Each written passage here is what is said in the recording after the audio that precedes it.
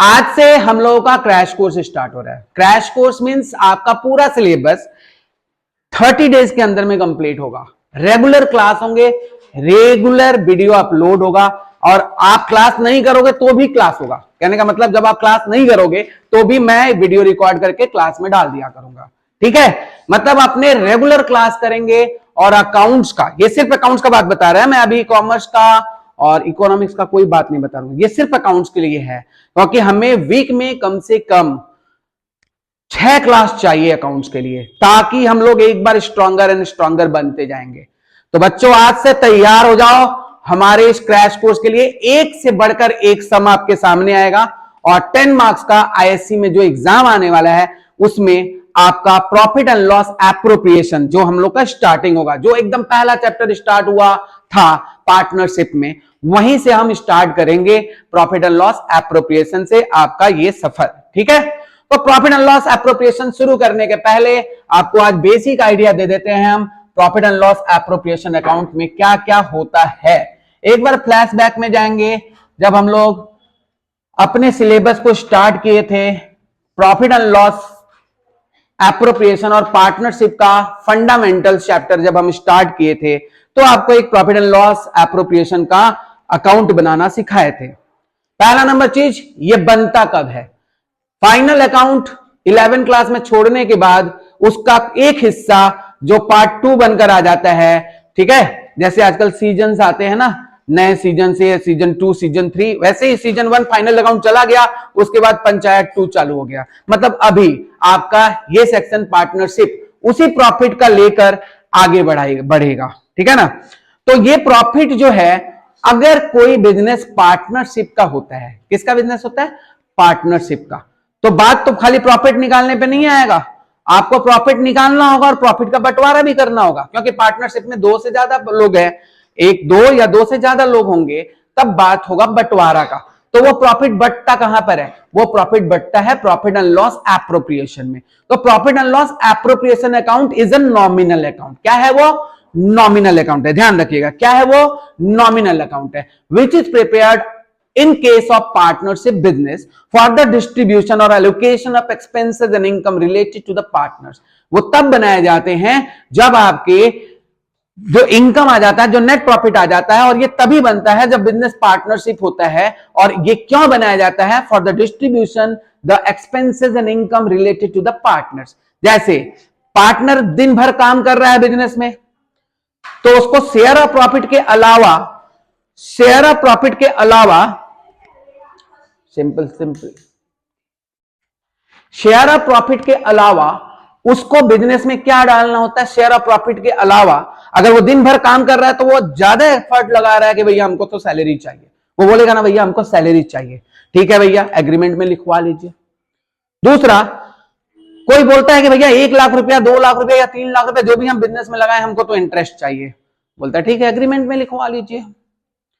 कोई बोलता है भैया अगर हमारे थ्रू कोई सेल होता है तो हमको पर्सनली उस पर कमीशन चाहिए, बोलता है बाकी पार्टनर्स ठीक है एग्रीमेंट में लिखवा लीजिए। तो बात तब तक बिल्कुल सही होता है जब एग्रीमेंट में सब कुछ लिखवा लेते हैं, लेकिन जब एग्रीमेंट में आप नहीं लिखवाते हो तो बाद में झगड़ा का चांसेस बनता है। इसीलिए हम एक बात बोलते हैं कि आप जिंदगी में कभी भी कुछ भी करने जाओ ना, पहले झगड़ा कर लेना, बाद में काम करना। पहले झगड़ा कर लेना ज्यादा बेहतर है कि बाद में छिया लेदर करके झगड़ा करना, जिसको बोलते हैं ना एकदम पूरा बिखेर दिया है, छिया लेदर कर दिया है, वैसा कुछ करके। मतलब आप पूरा काम को खराब कर दोगे फिर झगड़ा करोगे तो वो कोई समझ नहीं पाएगा। इसीलिए पार्टनरशिप बिजनेस में सबसे महत्वपूर्ण जगह होता है पार्टनरशिप डीड का। किसका, पार्टनरशिप डीड का। तो भैया पहले पार्टनरशिप बिजनेस करने के पहले आप डीड बनवा लीजिए, और डीड में सारे क्लॉज लिखवा लीजिए। क्या क्या कंटेंट्स होते हैं पार्टनरशिप डीड के, सभी पार्टनर्स का नाम, name and address of the partners, name of the firm, name and address of the firm, interest on capital if any, interest on drawings if any, salary if any, commission if any, share of profit, ये सब चीजें आपके recorded होते हैं। तो जब आपके पास दस्तावेज बने हुए हैं, जब आपके पास कागज पड़े हुए हैं कि कोई भी कॉन्फ्लिक्ट होता है इन फ्यूचर, तो हमारे पास ये दस्तावेज हेल्प करेंगे उस कॉन्फ्लिक्ट को खत्म करने में, डिस्प्यूट को सेटलमेंट करने के लिए, तो आपके पास ठीक है। लेकिन अगर आपके पास कागज नहीं है, वो जो एग्रीमेंट था वो आप बनवाए नहीं हो, तो फ्यूचर में जो भी कॉन्फ्लिक्ट हो जाता है उसे आप कोर्ट के पास लेके जाते हो, और कोर्ट बोलता है कि क्या आप जो भी चीज डिमांड कर रहे हो क्या आपने एग्रीमेंट में लिखवाया था। अगर आपका जवाब होता है ना, ये सब चीजें एग्रीमेंट में नहीं लिखा हुआ है, तो कोर्ट सिर्फ एक ही बात बोलता है, बाबा तुम चाहे जो भी अमाउंट ऑफ कैपिटल दिए हो कोई फर्क नहीं पड़ता है, आपको प्रॉफिट बराबर बराबर बढ़ जाएगा। क्या बढ़ जाएगा? एक पार्टनर खड़ा हुआ, भैया हम तो लोन दिए थे, हमारा क्या गलती था, हम तो अपने बिजनेस के लिए लोन दिए थे। ये बोला हाँ बिल्कुल सही बात है, आपने अगर लोन दिया था तो उस पर ब्याज आपको मिलेगा, कम से कम ब्याज मिलेगा। कितना मिलेगा? कम से कम ब्याज मिलेगा। बोला ठीक है, कम से कम ही मिले, कितना परसेंट? तो वो कोर्ट ने बताया 6% के हिसाब से अगर आप कोई लोन दिए हो तो आपको क्या मिलेगा? उस पर इंटरेस्ट ऑन लोन मिलेगा। किस रेट से? 6% से। तो in absence of partnership deed सिर्फ एक ही चीज होता है, वो होता है इंटरेस्ट ऑन लोन, वो भी 6% के हिसाब से। और प्रॉफिट को कैसे बांटा जाता है? इक्वली बांटा जाता है। ये तब होता है जब पार्टनरशिप डीड नहीं है तो। लेकिन अगर पार्टनरशिप डीड है तो उस प्रॉफिट को यहां पर भेजा जाता है। एक बार फिर से हम लोग रिकैप करेंगे अपने पुराने चीजों को। तो हम लोग यहां पे लिखेंगे by profit and loss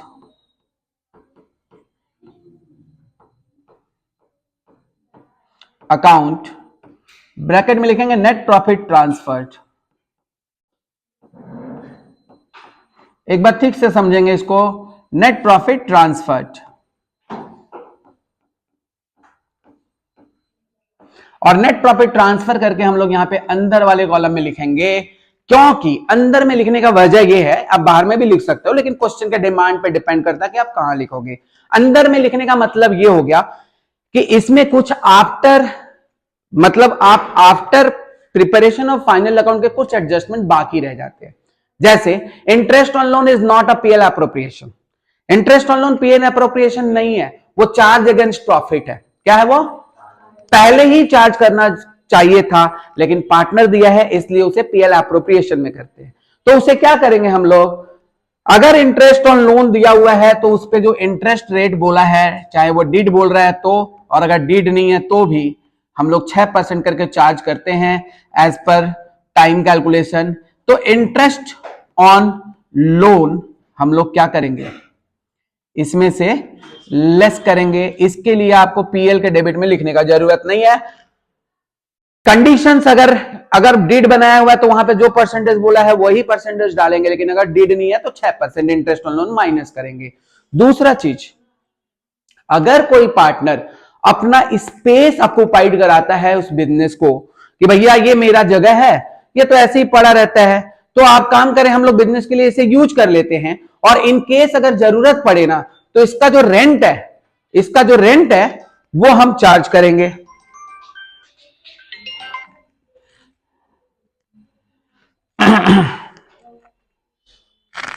hello.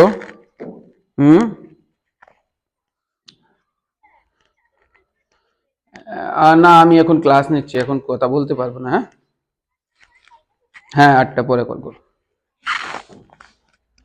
तो क्या बोल रहे थे हम कि अगर कोई पार्टनर अपना स्पेस देता है, प्रोवाइड कराता है, तो आप बोल दो कि हमें इसका रेंट चाहिए, उसको एग्रीमेंट में लिखवा लो, वो रेंट माइनस होगा इसी प्रॉफिट से। तो क्योंकि रेंट और इंटरेस्ट ऑन लोन क्या है? ये चार्ज अगेंस्ट प्रॉफिट है कि एप्रोप्रिएशन ऑफ प्रॉफिट है? अगर ऐसा क्वेश्चन में आता है interest on loan is A number option charge against profit, B number option appropriation of profit, C number nothing वगैरह कुछ भी ले, आप क्या लिखोगे? ये क्या है? Charge against profit. Charge against profit मतलब ये इसको पीएल में चार्ज करना चाहिए था, लेकिन पीएल में हम इसलिए नहीं चार्ज किए क्योंकि ये पार्टनर से रिलेटेड है, तो इसका जगह कहीं नहीं मिलता है, इसको कहीं दिखा नहीं सकते, इसीलिए इसको पीएल से माइनस करते हैं। मतलब बंटवारा के पहले पहले इसको चार्ज कर लीजिए, भले आपका नुकसान ही क्यों ना हो, इसको चार्ज करना जरूरी है। तो इंटरेस्ट और लोन हो गया, और rent to the any partner. तो हम लोग यहां पे और एक चीज क्या लेस कर सकते हैं? Less rent to any partner.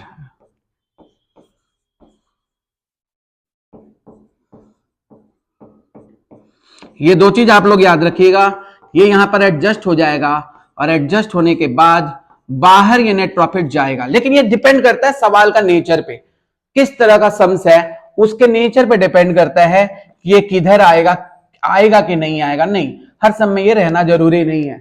Clear है? दूसरा नंबर चीज, पार्टनर से रिलेटेड मैंने इनकम का जिक्र किया। यहां पर पार्टनर से रिलेटेड क्या इनकम हो सकता है? पार्टनर से रिलेटेड सिर्फ इंटरेस्ट ऑन ड्रॉइंग्स हो सकता है। क्या हो सकता है? Interest on drawings. अगर कोई पार्टनर ड्रॉइंग किया है तो बिजनेस को वो इंटरेस्ट देगा, और बिजनेस के लिए वो क्या है? इनकम है, लॉस है, एक्सपेंसेस है, गेन है। अगर ऐसा कुछ आए तो आप क्या लिखिएगा?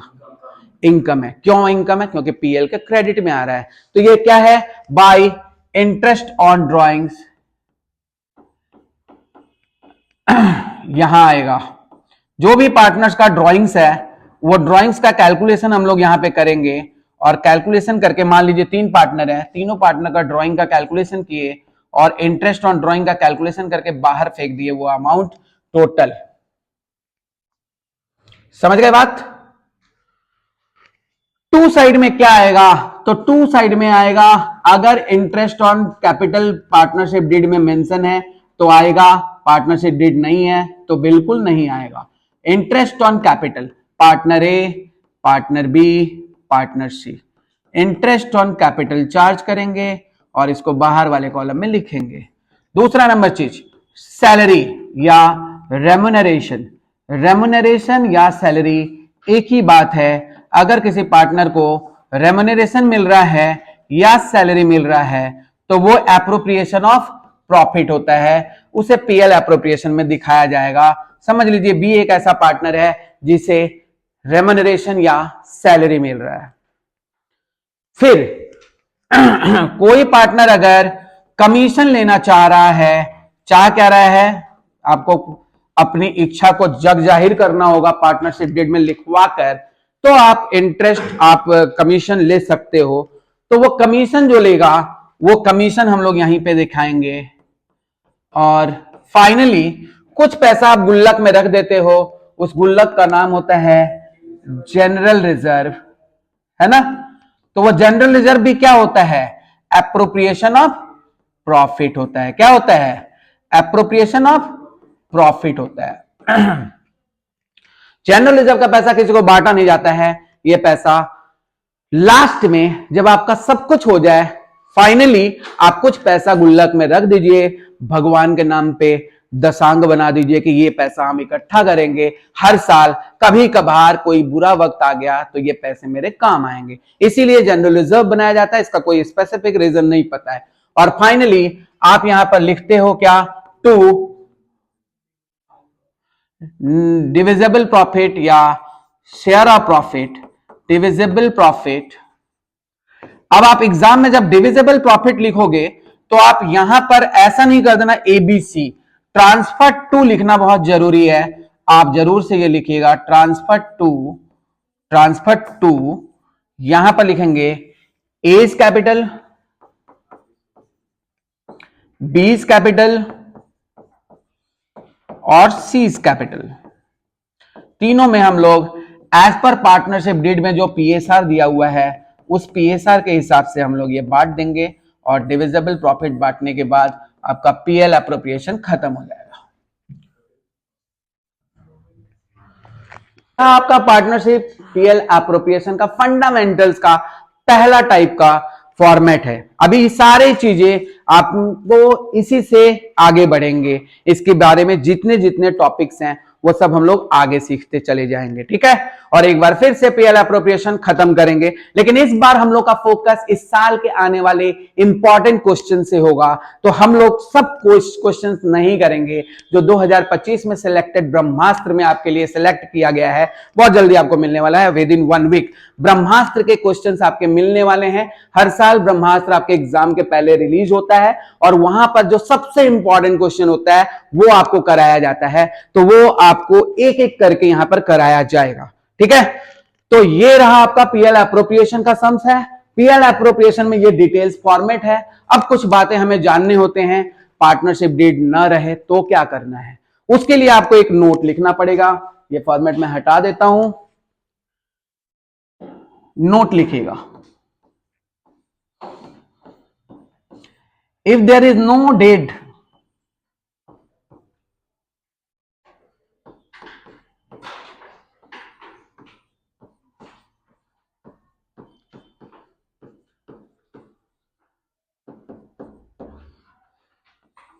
if there is no partnership date, if there is no partnership date, अगर पार्टनरशिप डेट नहीं होता है तो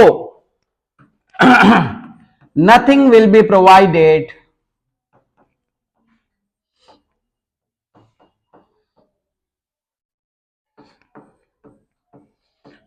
as per partners will, partner के इच्छा से कुछ भी नहीं होगा। विल मतलब इच्छा, पार्टनर के इच्छा से कुछ भी नहीं होगा। किसके इच्छा से होगा? कानून के रूल से होगा। क्या होगा? पार्टनर के इच्छा से कुछ नहीं होगा।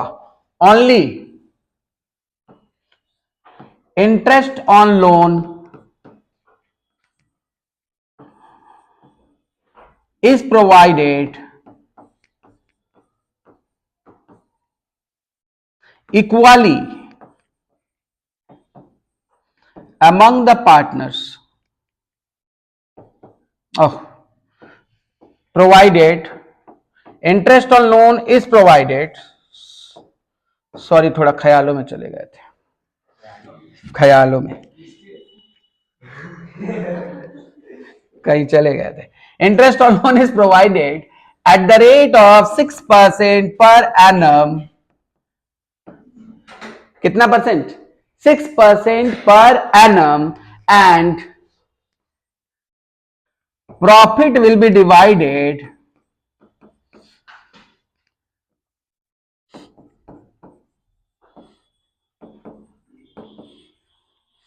equally among them।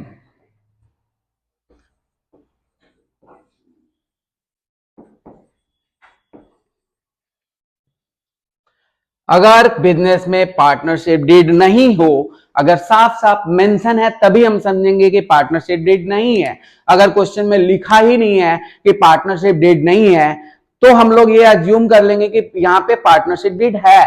समझ गए बात को? क्वेश्चन में ये साफ साफ जग जाहिर नहीं करेगा कि बिजनेस में पार्टनरशिप डीड है या नहीं है, लेकिन अगर पार्टनरशिप डीड नहीं रहेगा तो क्वेश्चन में साफ साफ लिखा रहेगा there was no partnership deed. अगर कुछ भी नहीं लिखा है और सारे interest on loan, interest on capital, interest on drawings के रेट्स दिए हुए हैं तो आपको ये प्रिज्यूम करना होगा कि यहां पर पार्टनरशिप डीड है। ठीक है? तो अगर है तो लिखा नहीं रहेगा कि है, लेकिन नहीं है तो जरूर लिखा रहेगा कि नहीं है। ठीक है? तो ये ध्यान रखिएगा पार्टनरशिप डीड के बारे में। तो अगर बिजनेस में प्रॉफिट शेयरिंग रेशियो या फिर किसी भी चीज के बारे में डिटेल्स नहीं है और या फिर उनके बीच में कॉन्फ्लिक्ट हो रहा है, झगड़ा हो रहा है, तो उस झगड़ा को शांत करने का यही उपाय है कि बिजनेस में जितने भी प्रॉफिट आए हैं सिर्फ और सिर्फ इंटरेस्ट और loan eight the rate of 6% charge करने के बाद हम लोग प्रॉफिट को इक्वली बराबर बराबर हिस्सों में तीनों में बांट देंगे। समझ आया बात? तो ये रहा प्रॉफिट एंड लॉस एप्रोप्रिएशन का। लिख लिए क्या? एक और चीज हमें जानने बहुत जरूरी होते हैं और वो होता है इंटरेस्ट ऑन ड्राइंग। काफी कंफ्यूजिंग क्रिएट करता है सर, इंटरेस्ट ऑन ड्राइंग क्या करना चाहिए, कैसे करना चाहिए, कब करना चाहिए। अगर बिजनेस में पार्टनरशिप डीड नहीं है तो इंटरेस्ट ऑन ड्राइंग बिल्कुल चार्ज नहीं करना चाहिए। अगर बिजनेस में पार्टनरशिप डीड नहीं है तो इंटरेस्ट ऑन ड्राइंग बिल्कुल चार्ज नहीं करना चाहिए। ऐसा एक छलावा क्वेश्चन बोलकर दे सकता है, interest on drawing in absence of partnership deed will charge at the rate of 6%, 12%, 12% nil. क्या लिखोगे? नील लिखेंगे।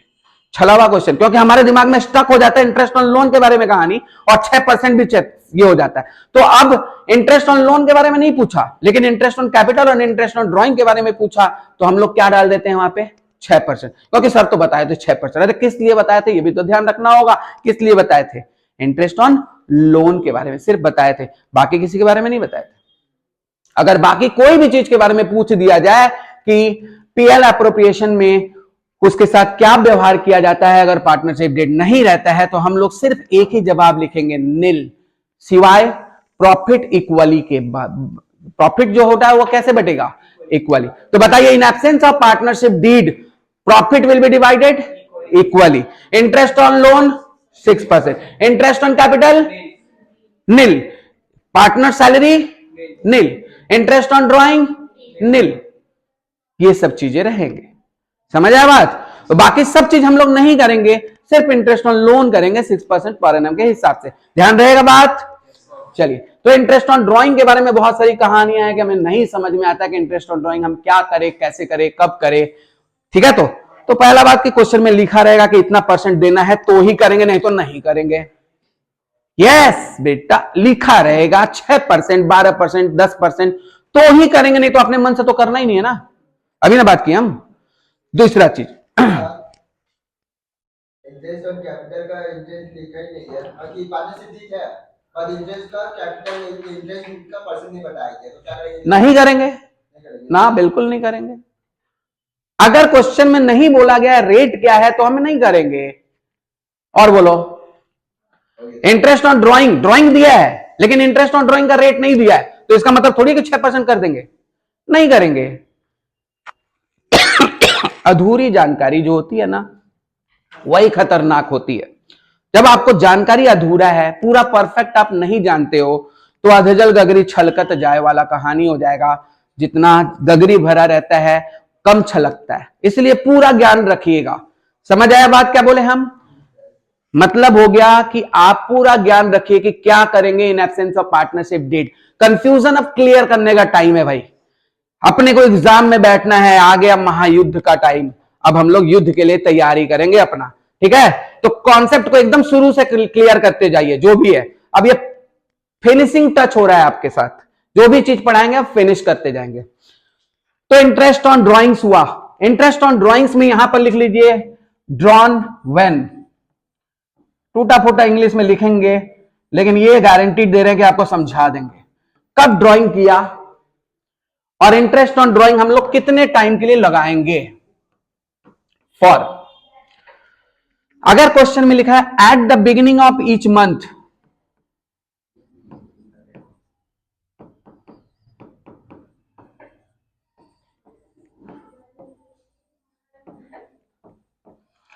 तो इंटरेस्ट ऑन ड्रॉइंग लगाएंगे 6.5 मंथ।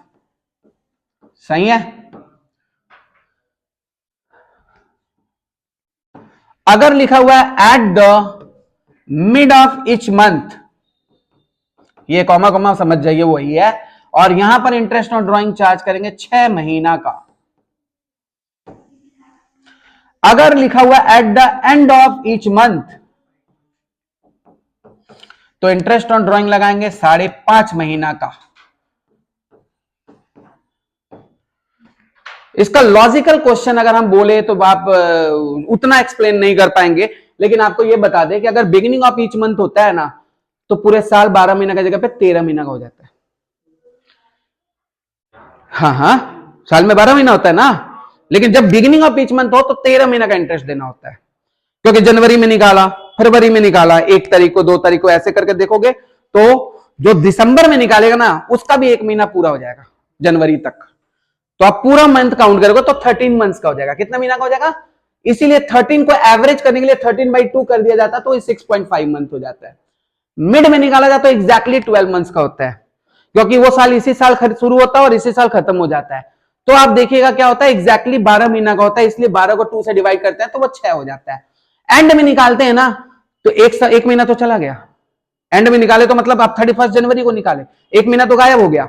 तो 1 महीना गायब हो गया तो पूरे साल में कितने महीना बचे? 11 महीना। तो 11/2 करेंगे तो 5.5 हो गया। इसीलिए एग्जैक्टली 5.5 महीना का जो लॉजिक है वो इसी तरह से आता है।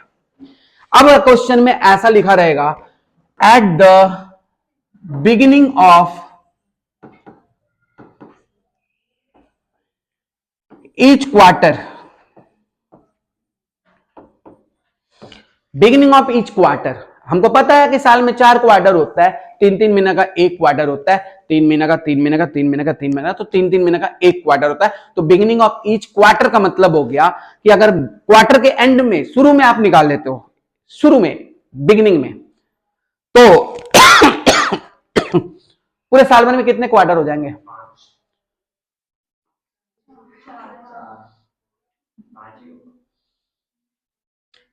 साल भर में 5 क्वार्टर हो जाएंगे। 5 इंटू 3 कितना हो जाता है? 3 महीने का, 15 महीना का हो गया एक साल, अगर क्वार्टर के बाद बात करें तो क्यों? क्योंकि 4 बिगिनिंग ऑफ ईच क्वार्टर में निकाल रहे हैं, तो आपका 5वां क्वार्टर अगले साल का आ जाएगा यहां पर। तो इसीलिए हम लोग 15 डिवाइडेड बाई 2 करके यहां पे क्या करते हैं? 7.5 महीना। याद रहेगा? और अगर एंड ऑफ ईच क्वार्टर रहे बिगिनिंग में, तो अगर बिगिनिंग के बाद एंड रहे तो एक क्वार्टर तो चला गया, एक क्वार्टर तो खत्म हो गया, तो बचे हुए 9 महीना बचा ना, 3 क्वार्टर ही बचा ना। तो 9 महीना को 2 से डिवाइड कर दिए, महीना को ही डिवाइड करेंगे, क्वार्टर को नहीं। तो 9 महीना को 2 से डिवाइड किए तो कितना लगा? 4.5। याद रहेगा? और जब क्वेश्चन में कोई डेट ही नहीं दिया है कि कब ड्राइंग किया है भाई, तो हम लोग एवरेज 6 महीना का निकालेंगे। अगर क्वेश्चन में लिख दिया during the year he withdrawn rupees 10,000, he withdrawn rupees 5,000, he withdrawn rupees 4,000, ऐसा लिखा हुआ है, कोई डेट नहीं दिया हुआ है ड्राइंग करने का, तो हम लोग जोर जबरदस्ती इंटरेस्ट ऑन ड्राइंग के साथ 6 महीना का इंटरेस्ट निकालेंगे क्वेश्चन में नहीं डेट देने के बावजूद। और किसी क्वेश्चन में डेट दे ही दिया है तब तो बात ही क्या, डेट के हिसाब से ड्राइंग दे देंगे, इंटरेस्ट दे देंगे। क्लियर हुआ इंटरेस्ट ऑन ड्राइंग पे सारा कॉन्सेप्ट? चलिए, तो ये हो गया आपका इंट्रोडक्शन वीडियो, हो गया पीएल एप्रोप्रिएशन का। अभी हम लोग इसके नेक्स्ट वीडियो में एक क्वेश्चन पकड़ेंगे, अपने ही मैट का, अपने ही बुक का एक क्वेश्चन करेंगे पीएल एप्रोप्रिएशन अकाउंट का। ठीक है, तो पीएल एप्रोप्रिएशन का एक सम करते हैं इसके बाद वाले वीडियो में।